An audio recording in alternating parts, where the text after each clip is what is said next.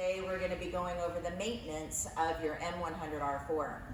It's important to make sure that all your nuts and bolts are tight on your machine before operation, just to make sure that nothing breaks, right?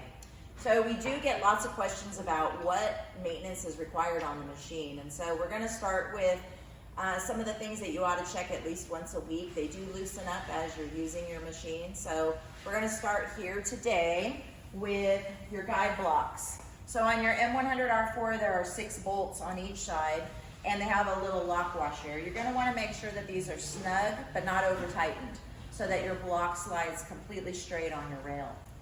Also, underneath this cylinder cover back here, when you lift up your cylinder cover, there are 4 bolts underneath this rail here that are actually holding your cylinders in place. You just want to make sure that those are tight and that they're snug, because they could loosen up as your cylinders are moving. One last thing I want you to double check is to make sure that your latch up here on your shredder is tight on the bail. So the bail is the little U hook that's up here, and there are a lock nut and a little adjuster nut.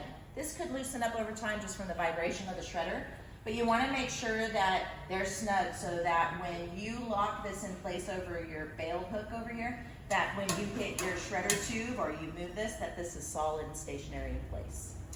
And you want to make sure that your buttons are all in operation ahead of time. You don't need to open the box, you just want to make sure that they're clean and free from sticking, because that can happen with produce. All right?